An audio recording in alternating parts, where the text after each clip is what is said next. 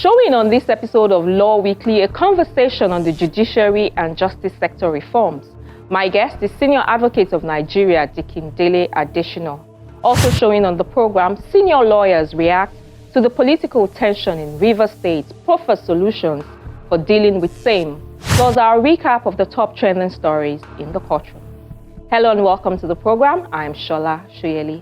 My guest, Senior Advocate of Nigeria, Dele Additional, has been at the forefront of campaigning for judicial reforms. He's not happy that many legal practitioners know the issues which continue to persist. What's stalling some of the key reforms that should happen in the judicial sector? That and more is the focus of this conversation. But first, I began by asking his thoughts on a private member bill pending before the House of Representatives, which seeks to make the Court of Appeal the final arbiter for governorship, National Assembly, and State House of Assembly election disputes. The sponsor of the bill, Honorable Nnamdi Ezechi, says the proposal seeks to alter the provisions of Section 246 of the 1999 Constitution as amended and ultimately reduce the cost of elections across the country. What does the senior advocate think? I think that would be a very good step to take if the amendment is upheld. And I do not see any reason why it shouldn't be taken, right? Because when we started this democracy in 1999, litigations on those offices that you mentioned, governorship down, terminated at the Court of Appeal. It was an amendment that took us to the Supreme Court. It was not going to the Supreme Court before. The only appeal that was subject to go to the Supreme Court was the presidential appeal. And that one itself started at the level of the Court of Appeal. You get my point? So it will be a right thing to do. Not only will it reduce the expenses, but it will also fast track the process. What are some of the other things, critical things that you think we should focus on to shorten the process? The process of electoral cases. The process of entry and exit into the justice system, efficient justice, you see, speed. We have a lot of problems. And like I said before we started this interview, there is nothing new. There is no aspect of the problems that people do not know. The issue of delay and congestion in our system didn't start yesterday. It's even getting worse. When Lagos State introduced the new High Court Civil Procedure Rules in 2004, other states were anxious to copy. We went to Bayelsa to deliver a lecture on it. We went to Ado-Ekiti to deliver a lecture on it. But it will not be an exaggeration if we say we have not seen the direct positive effect of that civil procedure rules. So delay is still there. And what are some of the things causing these delays and congestion? The structure of the system we have itself is a problem. In Lagos State alone, we have not less than 56 courts now at the High Court level. Probably Port Harcourt, I understand they have about 44, not less than 44. Federal High Court in Abuja, FCT High Court in Abuja put together, I don't think they are less than 50. That is only in 3 judicial divisions. When you now multiply the high courts in the 36 states of the Federation plus Abuja, you probably will be getting some 300 or 400 courts. High Court. Add Federal High Court. Add National Industrial Court. And by our nature and what we have seen practically happening, out of 100 judgments, 70 people will appeal. 70, 75 will appeal. So if you have an aggregate of about 300 judgments from all these courts, and 250 were appealed against, the question is to how many courts? But let's even backtrack a little. How did we get so litigious as a country? Why is it that out of 300 judgments, 250 people would appeal? Well, that is also a product of so many factors, including media trial, which some of us have also argued against. Publication through the media is not the wrong thing. But when people now go to the extent of arguing pending cases in court, on televisions or newspapers, The judges are human beings. If at the end of the day, the judgment of the court, which is a product of the law and the facts articulated before that court, does not align with the public perception of how the judgment will be, the next thing you begin to hear is that, oh, the judge has been compromised, which may be totally untrue. But the discussions in the media have framed the mind of the listeners. When we started this profession, we were taught that you can analyze a judgment after it has been delivered. Nowadays, virtually all Nigerians are lawyers, including everybody on the street. They will argue the case in court. They will tell you what the judgment is likely to be. And these are people who have no knowledge of law, not to talk of even procedure. They don't have the knowledge of substantive law. That is one. Secondly, but doesn't that make a case for opening up the procedures and the processes that goes on in the court, so that, because everybody, like you say, is a lawyer, everybody is interested in what happens in the courtroom. Doesn't that make a case for explaining the whole gamut of the case so that everybody can understand? And then there's transparency and accountability. You can understand what went wrong. Was it the fault of the lawyers or the fault of the litigants? As of today, and as a practitioner, I will not say that the system is a closed system. It's not closed. We appear in public courts. Everybody has access to the courts, as long as there is a place, as long as there is a place to sit down. The pressmen are free to enter there and report what happened in court, but not to analyze the likely result that the judgment is likely to be. That is where the problem is. Now, another problem that is responsible for this is even the attitude of we practitioners. A good number of us are not doing things in the proper way. And here you put the blame scarcely on the doorsteps of the Bar Association, our association, that is supposed to superintend obedience to our ethics and professional ethics and code of conduct. Many of us will not give the proper advice to clients when they get to them in their chambers. And the same thing has snowballed into arbitration matters today. In Nigeria today, arbitral award is fast becoming a cause of action in itself. People sit down together, they give to themselves arbitration in the event of any dispute. And there's a dispute, they go before arbitral body. An award is made after maybe 6 months, 1 year, or thereabout. They will now go to a lawyer who will challenge the award from the High Court to the Court of Appeal, from the Court of Appeal to the Supreme Court. There was one that lasted for about 18 years. The arbitral award itself took 2 years to be rendered, and appeal on it took about 18 years. It's not right. When you study the arbitral law itself, the Arbitration Law and Conciliation Act, the Arbitration and Conciliation Act, you have very, very restricted windows through which you can challenge the award. So lawyers are not giving dispassionate and objective legal advice to clients. That is part of the delay and the congestion.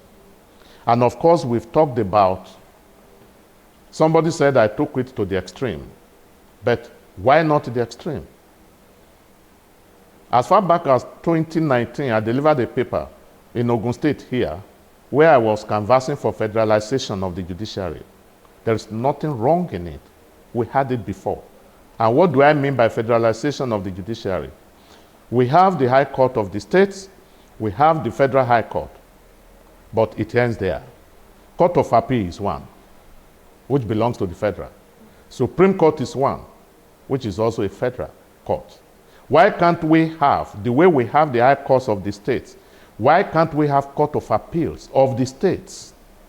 So that appeal will lie from the State High Court to the State Court of Appeal, and from the State Court of Appeal to the Supreme Court of the state. What's stopping that? If practitioners agree, why can't that be implemented? That is the problem. Where is the bottleneck? You say the bottleneck is in presenting these things to the National Assembly, and for the National Assembly to sit down. We all thought that what was the name? Omagege's own Constitutional Review Committee of 2020 or 2021, was going to achieve something remarkable, far-reaching. But unfortunately, all the serious contending issues were avoided.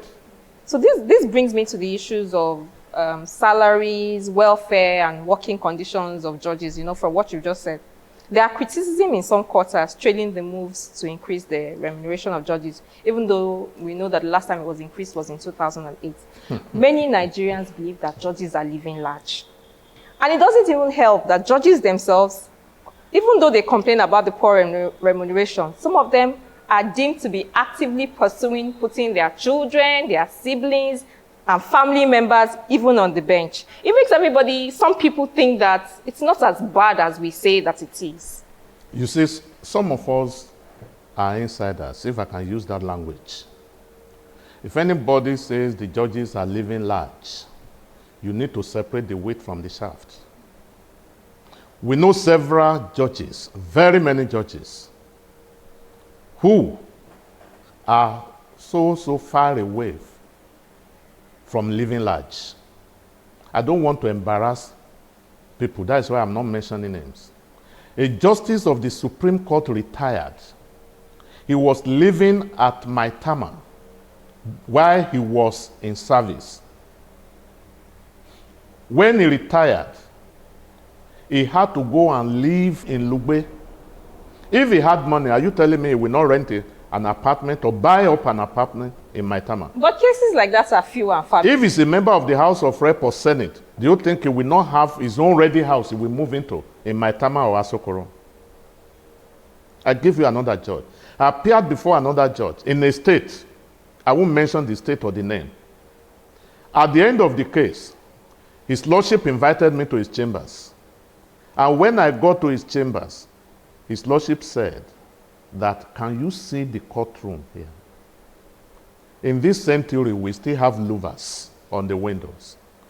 He said the car I was given when I was appointed 14 years ago is the car I'm still using till today. All I could tell him was, my Lord, I've listened to you. I don't know what is happening to our governors where they are not funding their state judiciaries. But I will pass this on to the MBA of this state, and I'm sure they will take it up. About those that are bringing their children or what have you, you see, money is not everything. There is what we call job satisfaction. Many of them wanted to be judges, they are judges, and they are happy doing what they love to do. Satisfaction is not derived from money alone. I don't care what you pay me. My best time is when I am in the courtroom. So if my son or daughter says I want to be a lawyer, can I say it doesn't pay, go and do something else?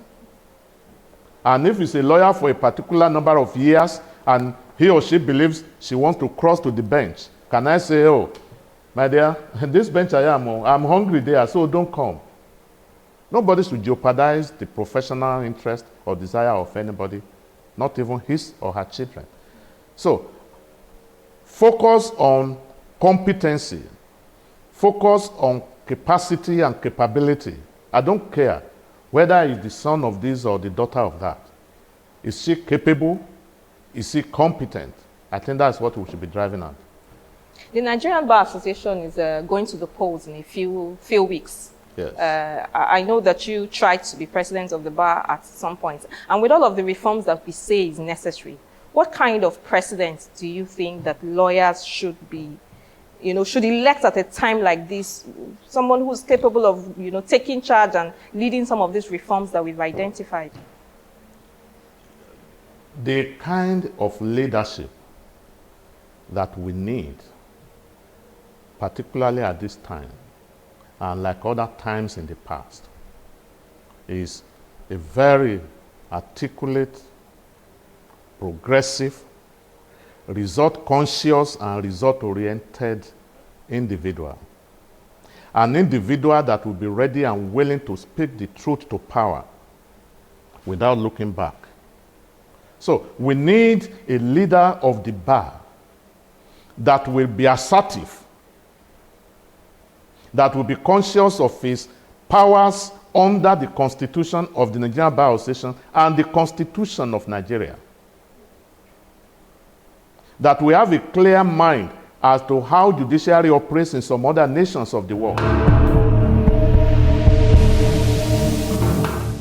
Welcome back.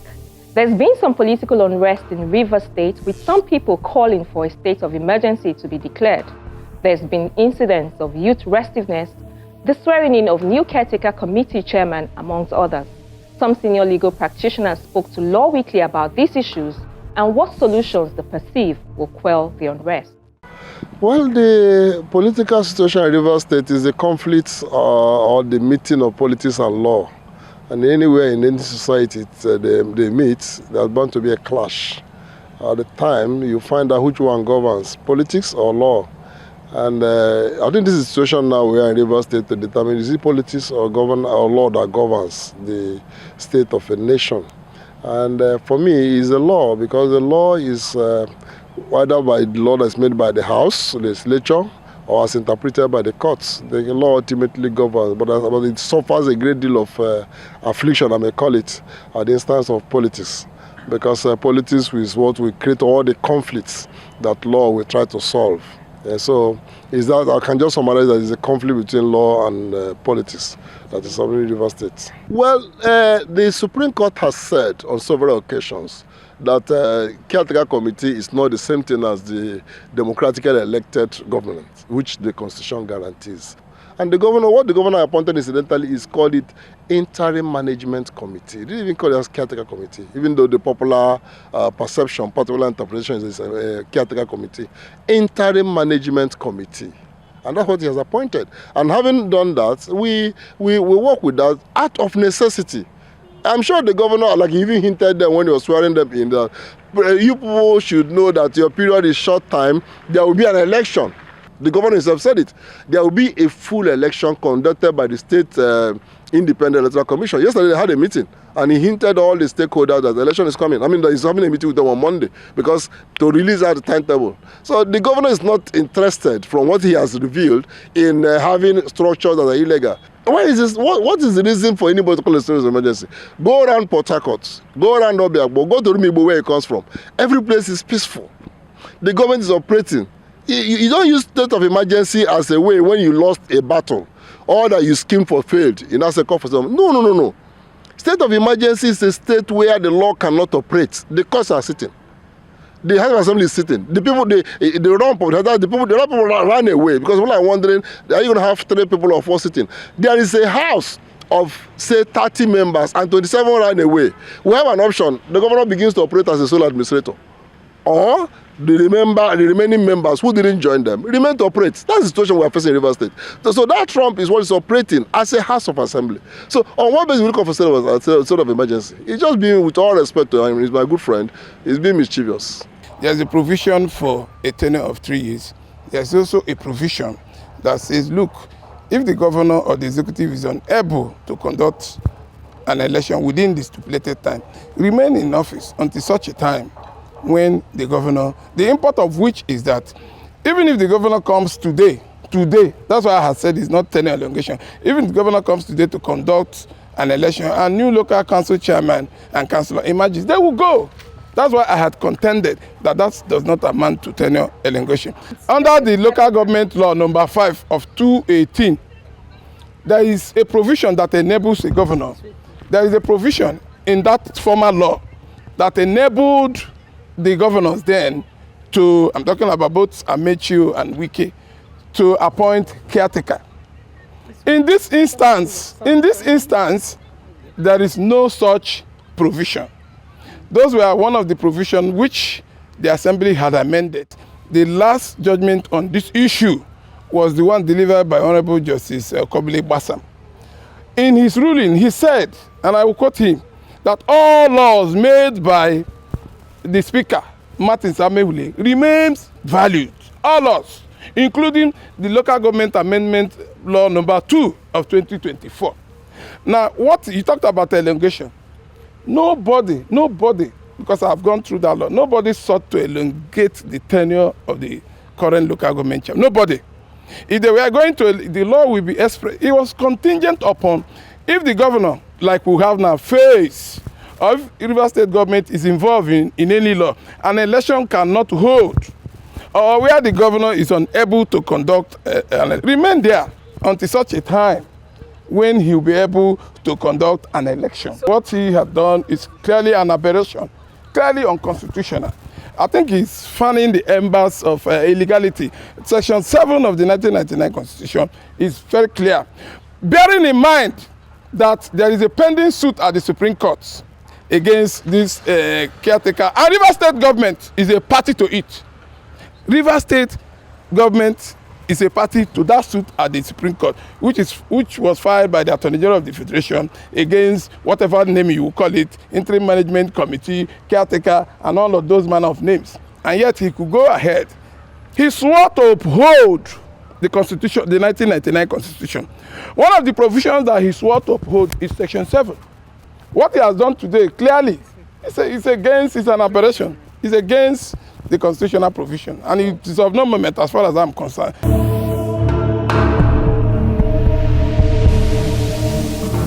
And just before we go, a quick recap of some of the top legal stories in the news.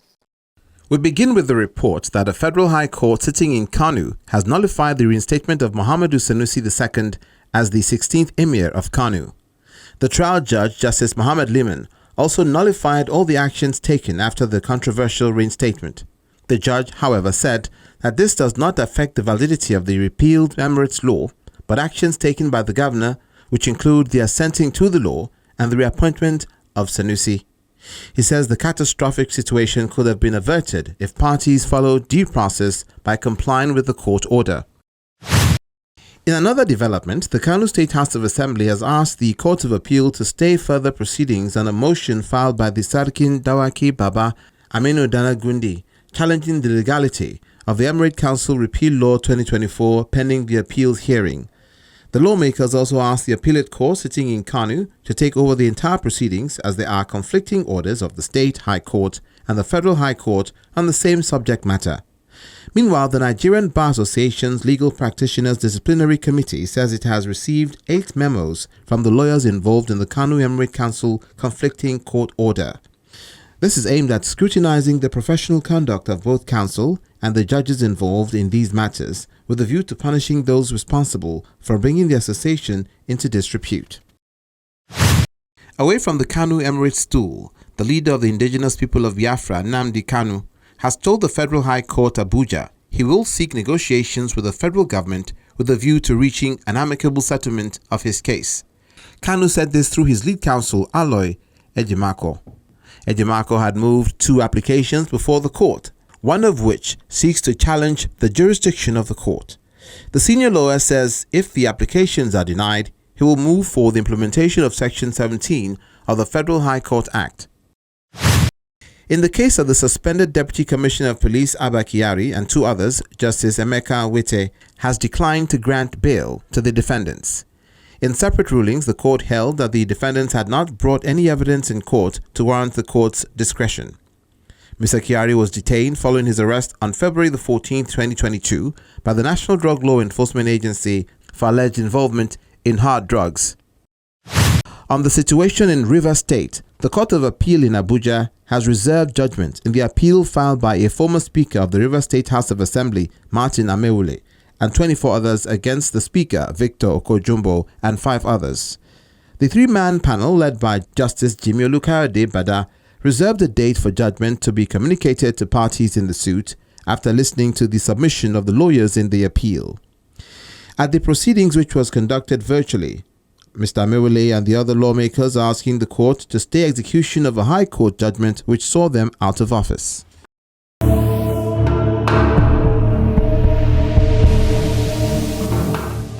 And this is where we adjourn proceedings for today. Do remember to check out the Channels TV website for a replay of this episode of the program, as well as past episodes. Please also send in any feedback via our social media handles. I'm Shola Shayeli. Thank you for watching and see you next time.